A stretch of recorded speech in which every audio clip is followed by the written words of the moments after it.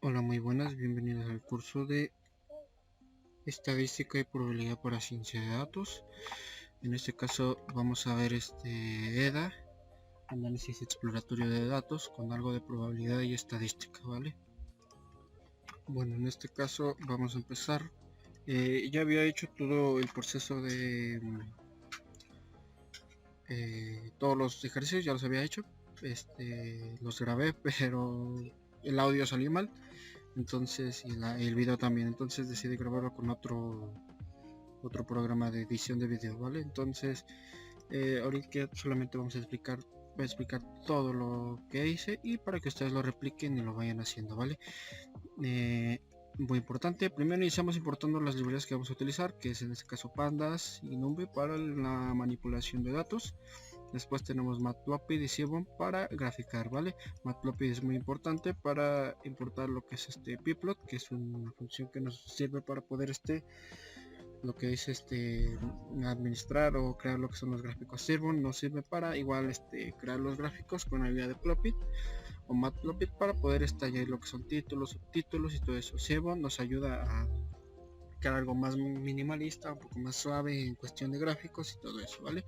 Este es el archivo que les voy a subir en el Udemy, que es el ds salariosnow.csv, y así se le creamos una variable que en este caso df significa data frame y una variable que es igual a pd.read.csv, ¿vale? Utilizamos la biblioteca de pandas para poder leer este archivo csv o archivo separado por comas. Utilizamos la función read csv para leer este archivo separado por comas. Ya después lo mostramos con df y este es nuestro data frame, ¿vale? WordJet, Sprint 11, Employee Title, Salary currency, y pues es un data frame tal vez de recursos humanos o de algún departamento TI en el cual tenemos principales títulos o principales roles de trabajo, que son el Data Scientist, el Machine Learning, el Data Scientist otra vez, el principal Data Scientist, que es el que está a cargo de un equipo de trabajo de científicos de datos o de data, y el Data Analyst, entre otros principales cargos, ¿no? También podemos tener otros que son como desarrolladores, etcétera, ¿vale? Entonces, así podemos ir continuando. Después hacemos un describe en el cual nos da unas estadísticas muy básicas, muy rápidas, sobre las 4 columnas que son numerables, en este caso de formato float o de formato entero, ¿vale? En este caso nos da WordYear, que nos da el conteo, salario del conteo, cuántos datos tenemos. En este caso tenemos 3755 registros. Después nos da la media, que es el promedio en general. Tenemos un WordYear de 2022, es el promedio, aunque no tendría caso tener el promedio de años. Después tenemos el salario, que aquí es muy raro porque tenemos el salario en dólares, euros y creo que pesos, y tenemos dólares en no sé qué tipo de moneda se gasta, pero tenemos distintos tipos de salario y el promedio no creo que sirva mucho. Aquí sí ha de servir mucho el salario porque es salario en dólares. Entonces aquí el salario ya está transformado en lo que son dólares y tenemos un promedio de 137.570 dólares, ¿vale? Que es el promedio de lo que ganan todos los trabajadores de esta compañía. Remote radio, que tenemos que es otro tipo de variable, no sé a qué se refiere a remoto, tal vez el trabajo remoto por así decirse, y tenemos aquí un df.ctd, ¿vale? En este caso es la desviación estándar y es lo que nos dice cuánta desviación se hay de la media, ¿vale? En este caso tenemos 0.69 para el WordYear, el salario 67.167, igual el salario en dólares, etcétera, ¿vale? Vamos a empezar ahora con lo que son los gráficos. Así se crea un gráfico. Primero agarramos lo que es el data frame, metemos la variable de plot, que en este caso es un gráfico de dispersión, y en X metemos lo que son nuestras columnas. Recomendable, casi siempre es recomendable es meter lo que es la fecha en el eje X y lo que es la variable que vamos a estar midiendo con el tiempo, pues en este caso es el salario, y el estilo, que es el estilo un poco más que estamos tomando acá, ¿no?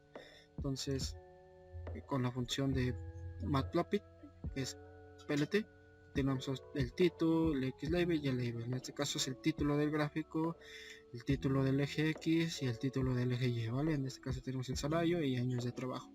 Y vamos a analizar este gráfico. En este caso, este gráfico está mal, por así decirse. Y para eso sirve LED, el análisis exploratorio de datos.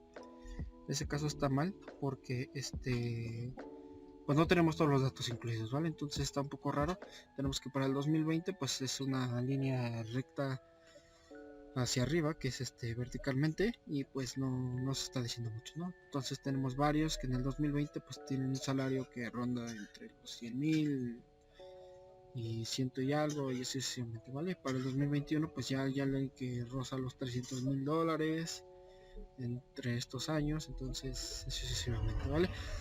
¿Cómo podemos mejorar estos tipos de gráficos? Bueno, pues hay que hacer una limpieza de datos, hay que mejorar mejor las fechas, que nos den si se puede, los días, los meses, los trimestres, las semanas, porque el tiempo es muy importante para poder medir cómo está rindiendo el trabajador, cómo está rindiendo los pagos que estamos haciendo, etcétera, ¿vale? Entonces, así podemos ir haciendo esto, ¿vale? También podemos hacer un salario, que en este caso esté unificado en un tipo de salario, ¿vale? Bueno, para mejorar este tipo de gráficos lo que podemos hacer es un group by, en el cual podemos agrupar lo que es el título del trabajo, calcular la media y en eso hacer primero el cálculo y después imprimir lo que es el gráfico, ¿vale? Para que nos dé una idea un poco más acertada de lo que estamos estudiando, ¿vale? En este caso pues agrupamos lo que son los datos del data frame por el título del trabajo, como lo había mencionado antes, y le calculamos lo que es la media y utilizamos el método que es el plot para poder imprimir lo que es el gráfico de dispersión, ¿vale? Y así nos quedaría un gráfico un poco más relajado, un poco más coherente y un poco más estratificado, ¿no? Entonces para el 2020 pues tenemos a alguien que pues tiene un salario, no sé, inicial, ¿no? Dependiendo. Ya después van saliendo más puntitos en el cual en el 2022 pues alguien está ganando muchísimo, ¿vale? En cuestión del 2022, que aquí pues no nos está diciendo mucho, ¿vale? Entonces el promedio pues nos está clasificando de todos de igualmente manera, ¿no? Entonces eso es muy importante. Vamos a pasar al siguiente. En este caso, para no estar metiendo las columnas y que tenemos que estar trabajando, pues podemos hacer un def columns para que nos dé todas las columnas con las que queremos trabajar. Eso sí, ya tenemos que tener en cuenta qué significa cada tipo de columna, ¿vale? Qué tipo de dato es, etcétera, ¿vale? En este caso, continuamos con ahora vamos a crear lo que es un gráfico de barras. En este caso, primero definimos el tamaño de nuestro gráfico. En este caso tenemos un tamaño de 10x6 con esa función, o bueno, con esa variable que se llama fixSize, que la lee como una función del tamaño, ¿vale? Para nuestro gráfico de barras. Con la biblioteca de Seabords utilizamos el bar plot para la gráfico de barras y en el eje X metemos el tipo de trabajo o el nombre del trabajo en el que estamos queriendo poner este gráfico, y teniendo eso lo vamos a comparar con el salario, y en data agarramos de dónde va a agarrar los datos, ¿vale? En este caso es del data frame que nosotros definimos en este momento. Igualmente como en el gráfico anterior, metemos un título, metemos un nombre para el eje X, un nombre para el eje Y y hacemos un palette show para imprimir el gráfico. De todas maneras ustedes pueden imprimir solamente estos dos para que sea más rápido y sea más fácil, ¿no? Pero aquí lo que hace cuando ustedes no meten lo que son el título, el X-Label, el Y-Label, solo les reconoce estos dos, pero en cuestión del nombre de la columna y el nombre también de esta columna, ¿vale? Podemos ver que se ve algo feo, se ve muy amontonado. Esto es debido a que tenemos muchísimos tipos de características en el tipo de trabajo y podemos solucionar esto poniendo un top 10, un top 5, poniendo un recuadro con todas las características, o incluso eliminando trabajos que no estén muy bien definidos, ¿vale? Que no estén ni pagados ni solventados, que no tengan ni siquiera años de experiencia ni nada de eso, ¿no? Entonces, o que estén repetidos igualmente. Pero en este caso vamos a optar por una opción un poco más fácil. En este caso yo lo que hice para solucionar hay otras muchas soluciones que ustedes pueden encontrar igualmente documentándose. Primero definimos el tamaño de nuestra figura, en este caso usamos la librería de Seaborn, igualmente metemos nuestra columna en el eje X, nuestra columna en el eje Y, agarramos los datos y acá agarramos una paleta. En este caso la paleta se llama Viridis. Lo que hace esta paleta es que nos da una diversificación, por así decirse, de los colores para que no se confundan tanto las características. Igualmente aquí pues lo típico, ¿no? El título para el eje X, el título para el eje Y. Y esta es una función nueva que introducimos ahorita, que es el plt.sticks. En este caso hacemos una rotación, en este caso para el eje X, para las características del eje X. Entonces aquí lo que hacemos es que le hacemos una rotación de 90 grados para que puedan caber o que se puedan visualizar de una manera más eficaz nuestro gráfico, ¿no? Si lo vemos, pues ya vemos que tenemos un mejor orden, un mejor coloreo. Podemos ver aquí el principal Data Scientist, el Data Scientist, Apple Data Scientist, Data Development Engineer y así, ¿no? Podemos igual intercambiar columnas, podemos meter todo esto de forma en el eje Y y en el eje X para ver si puede tomar una un poco mejor una mejor visualización, ¿no? Incluso aumentar el tamaño del gráfico para que se aumente la visualización y así, ¿vale? Entonces este es un gráfico muy importante en el que podemos ir arreglando muchas cosas, ¿vale? Después tenemos aquí un PLT figura que nos va a dar lo que es un gráfico igualmente de dispersión, en el cual pues lo que vamos a crear pues es dependiendo del año de trabajo y el salario, ¿vale? Y el who es para añadir etiquetas dependiendo la experiencia label. O sea, todas estas cosas que tenemos aquí, bueno, no estas cosas, de todos estos puntos que tenemos aquí, pues nos va a etiquetar de esta forma, ¿no? Con el who. Con el who nos va a dar una etiqueta para cada tipo de, por así decirse, para cada tipo de punto que tenemos, ¿no? O sea, dependiendo del año, en este caso 2021, pues gana esto, ¿no? Para este punto, pues tenemos que es el mid senior, después tenemos el senior, que está en esta parte, que es el que debería de ganar más, pero el mid senior es el que está ganando un poquito más, ¿no? Entonces hay que analizar muy bien este gráfico, analizar muy bien los datos que tenemos aquí. Tal vez aquí si metiéramos no sé, salario en pues, que es el salario en dólares, vamos a ver cómo se posiciona y vemos que el senior es el que en realidad es el que debe de estar ganando más, ¿no? En cuestión de los años, ¿no? Aquí podemos ver que el senior siempre va a ser el que gane más. Entonces aquí se ve un poco raro por el tipo de año que tenemos aquí, pero igualmente podemos calcular la media para estos y que se vea un poco más relajado, ¿vale? El gráfico. Igual podemos para los tipos de año podemos hacer un gráfico de líneas en el cual podemos ir monitoreando cómo se va comportando el tiempo en cuestión del salario, etcétera, ¿va? Entonces hacemos un PLT figure y con la librería SNS de Seaborn hacemos un line plot que es un gráfico de líneas, en este caso pues y lo normal, ¿no? X, añadimos la otra columna, Y la columna de salario, la data y el juego, ¿no? Las etiquetas. En este caso lo que cambia pues es el tipo de gráfico. En este caso se nos va añadiendo lo que son los años, el salario y las etiquetas de lo que es el nivel del trabajador, ¿no? El senior, el trainer, el ex senior, no sé, senior, ¿no? En este caso vamos a cambiarle en USD, ¿no? Que es en dólares, ¿no? El salario. Vamos a ver qué tal se ve este gráfico ahora que lo cambiamos.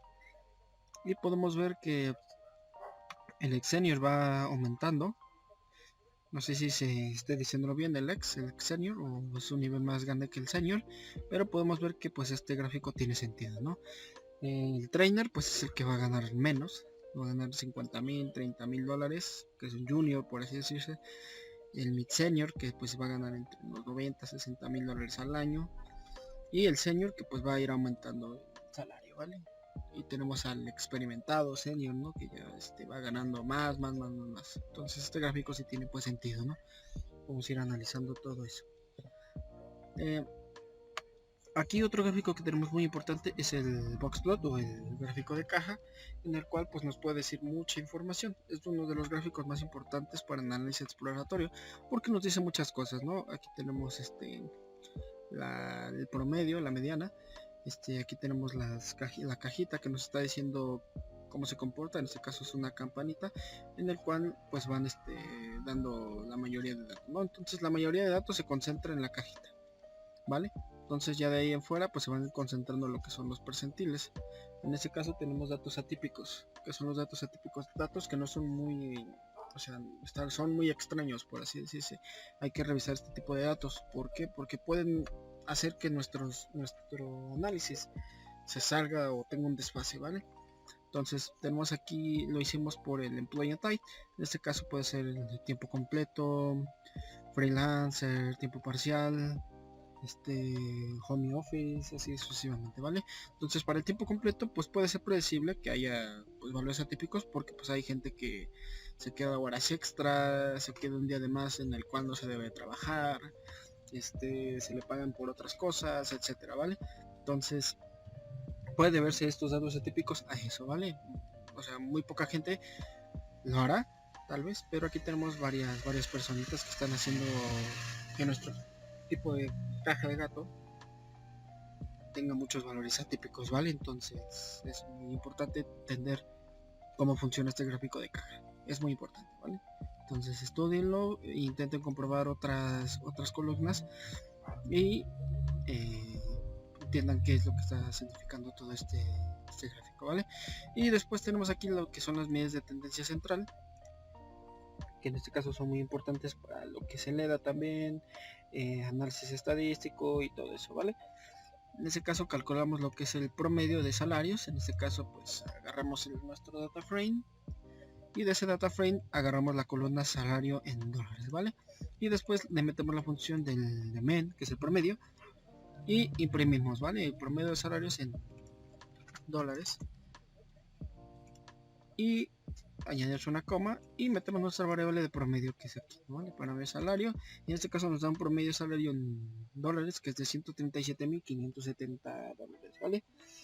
Entonces este valor representa lo que es la suma de todos los salarios en dólares en el conjunto de nuestros datos. Esto es dividido por el total de número de salarios en dólares, ¿vale? Entonces pues es muy importante tener en cuenta que este valor pues es el promedio general, ¿no? Es lo que refleja necesariamente lo que gana en promedio a alguien que trabaja en esa compañía, ¿vale? O sea, no está mal el salario. O bueno, quién sabe, si trabajas en Estados Unidos puede ser que sí esté un poquito bajo, pero si trabajas en Latinoamérica pues está muy bien, ¿no? Serían casi, no sé, 1 millón de pesos, ¿no? O 700,000 pesos mexicanos. Después calculamos la mediana de salarios, aquí asignamos una variable y igualmente, ¿no? Agarramos nuestro data frame y del data frame agarramos la columna y con el mismo tipo de función que es median y hacemos lo mismo, ¿no? Print median salarios en dólares, ¿vale? Y en este caso nos arroja que la mediana de salarios es de 135,000, ¿vale? La mediana es el valor que se encuentra en el centro del conjunto de datos y este pues está ordenado de menor a mayor, y pues este caso es de 135,000, ¿vale? Entonces esto nos quiere decir que la otra mitad son iguales o superiores y que la mitad pues es hacia abajo pues es igual, ¿no? Superiores o menores, ¿vale? Entonces de la mediana se puede utilizar para otro tipo de casos, pero en este caso no creo que sea muy relevante, ¿vale? Después tenemos la moda de experiencia. La moda es el valor que más se repite en nuestro conjunto de datos, ¿no? Que en este caso el conjunto de datos que estamos tomando para estudio es la experiencia leve, ¿no? Nuestro data frame y agarramos la columna de experiencia leve, model, y hacemos un print, ¿no? Mod de nivel de experiencia y listo. En este caso tenemos que es la que mayor experiencia aparece, que en este caso es el senior. Y listo, ¿vale? Vamos con el siguiente, que son las medidas de dispersión. La desviación de salarios en dólares es DF igualmente. Agarramos nuestro data frame y agarramos la columna salario en dólares, ¿vale? Y la desviación estándar que se llama con esa función, y imprimimos esta desviación estándar que nos da 444.868 dólares, ¿vale? La desviación estándar pues es una medida de dispersión que indica cuánto varían los valores en un conjunto de datos respecto a la media, y pues en este caso es de $444,868, ¿vale? Entonces, para analizar esto, una desviación estándar mayor indica que pues hay una mayor dispersión de salarios en relación con la media, y mientras que una desviación estándar menor indica lo que es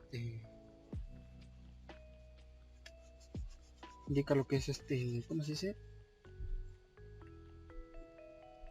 Una variabilidad en lo que son los ahí se me fue el nombre, una variabilidad de los salarios en el conjunto de datos, ¿vale? Entonces, lo estaba leyendo mal, estaba leyendo de abajo, perdón. Es de acá, la desviación estándar, ¿no? De los salarios. Listo, ya teniendo en cuenta eso, vamos a pasar con lo otro, que es el rango de salarios. En este caso vamos a calcular el rango de salarios.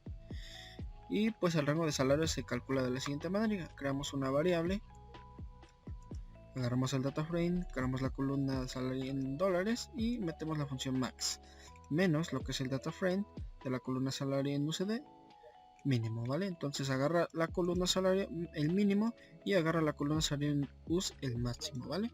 Y imprimimos el rango de salarios, y el rango de salarios es de $444,868. ¿Qué nos quiere decir esto? Bueno, pues hacemos una resta y pues tenemos que el rango salario es podría ser de $400,000, ¿vale? Y el rango mínimo es de no sé, $30,000. Entonces esta es la diferencia que hay entre salarios y es muy grande, ¿no? Entonces, ¿esto qué nos quiere decir? Que hay mucha diversificación de salarios en esta empresa. Entonces tenemos muchos distintos salarios. Entonces aquí podría decirse que el trainer podría decirse que es el que menos gana, pues es el que tiene menor salario, ¿vale? Entonces es importante saber esto porque pues nos puede decir mucho de los salarios que están dando la empresa, ¿no? Vamos a pasar a lo que es probabilidad y vamos a calcular lo que es la probabilidad de ser un científico de datos principal. Entonces aquí lo que hacemos es que asignamos una variable que se llama total científico de datos, y aquí creamos o agarramos de nuestro data frame el mismo data frame, porque estamos agarrando un arreglo muy importante, y de ese data frame agarramos la columna job title, y solo si está la característica que se llama principal data scientist, ¿vale? Lo agarramos y lo almacenamos en ¿cómo se llama? Lo almacenamos en lo que es en un arreglo vacío, igualmente aquí, y en el total de empleados, que es el total de todos los empleados que tenemos de nuestro data frame, lo almacenamos en un arreglo vacío, ¿vale? Entonces, teniendo eso en cuenta, tenemos el número de filas, ¿vale? Y después calculamos lo que es la probabilidad principal, que es el total de científico de datos menos el total de empleados, ¿vale? Digo, entre el total de empleados. Imprimimos la probabilidad de ser un científico de datos principal y imprimimos nuestra variable, ¿vale? Entonces la probabilidad de ser un científico de datos principal de 0.021, ¿vale? Que esto quiere decir que es 0.021% es la probabilidad de ser el científico de datos principal. ¿Y esto qué nos quiere decir? Bueno, que hay pocos puestos de principales data scientists. Hay muy pocos que están ocupando este puesto. Y puede ser porque o hay muy pocos data scientists o hay muy pocos data analysts, data engineer que quieran tomar este puesto, o hay algo raro con este puesto, ¿no? Porque no se quiera tomar tanto, ¿vale? Después tenemos una distribución de probabilidad. En este caso hicimos un histograma para hacer la distribución, y tenemos aquí en el histograma agarramos el data frame y metemos lo que son el salario en dólares, ¿vale? En este caso utilizamos lo que son bins, que es igual a 10. En este caso los bins se utilizan para tener lo que son 10 contenedores, en el cual nos va a servir para agrupar los salarios, porque son muchísimos salarios los que tenemos. Entonces aquí tenemos el color de nuestro histograma, que en este caso es sky blue, y el let's color, que lo pusimos en black, que sería en este caso el contorno de todo este histograma. Y tenemos aquí una distribución de salarios, ¿vale? En dólares. Y tenemos aquí que la frecuencia con la que se está repitiendo todo esto pues abarca mucho en lo que son 100,000 dólares, 150,000 dólares, ¿no? ¿Vale? Lo que en frecuencia debería ganar alguien. Ya pasando a casi lo último, tenemos aquí lo que es el muestreo y la estimación. Permítame. Listo, perdón. Vamos a pasar a lo que es muestreo y estimación. No se olviden de importar nuestra biblioteca de estadísticas de ICP para poder hacer estos tipos de ejercicios con nuestro conjunto de datos, que es el de salarios, ¿vale? Igualmente pueden aplicar esto a cualquier conjunto de datos que ustedes tengan, pero eso sí, van a cambiar los datos, van a cambiar la forma y todo eso, ¿vale? Entonces es un rollete, ¿vale? En este caso queremos calcular el intervalo de confianza para el salario promedio en dólares, ¿vale? ¿Esto de qué nos va a servir? Pues el intervalo de confianza nos sugiere que estamos razonablemente seguros de que el valor verdadero en el que estamos buscando del salario promedio en la población de la que estamos analizando, con un nivel de confianza de 95%, pues se encuentra entre estos dos, ¿vale? Entonces estamos 95% seguro de que el salario promedio se encuentra en estas dos variables que tenemos aquí, X y Y, ¿vale? Que podría ser como algo pues casi 100% seguro, ¿vale? Lo que hacemos es asignamos una variable, agarramos lo que es de nuestro data frame, la columna de salario en dólares, calculamos la media y el tamaño de la muestra pues lo va a leer de derecha, si no mal recuerdo, de nuestro data frame para hacer el cálculo de todo el tamaño de nuestra muestra, ¿vale? Y aquí calculamos la desviación estándar error, que es igual al DF de nuestra columna de salario en UCD, de la desviación estándar entre el tamaño de la muestra elevado a lo que es nuestro, ¿cómo se llama? El intervalo de confianza, ¿vale? Y todo esto se eleva a 0.05 y lo que hace esto es que el intervalo de confianza es igual a lo que estas de la librería de stats utilizamos el norm.intervalo, ¿vale? Utilizando la función de norm de la distribución normal, esto nos ayuda a que especificamos el nivel de confianza a la media del salario promedio y el error estándar del salario, ¿vale? Entonces el nivel de confianza y el log, que va a ser el salario promedio, con una escala del set de error, que es nuestro por así decirse el error estándar del salario, nos va a dar lo que es el intervalo de confianza para el salario promedio, ¿vale? Entonces es muy importante saber esto. Y esto es como se hace el cálculo de intervalo de confianza, y ustedes pueden hacerlo con otro nivel de significancia, ¿vale? Que puede ser 0.98, 0.99 y así sucesivamente, ¿vale?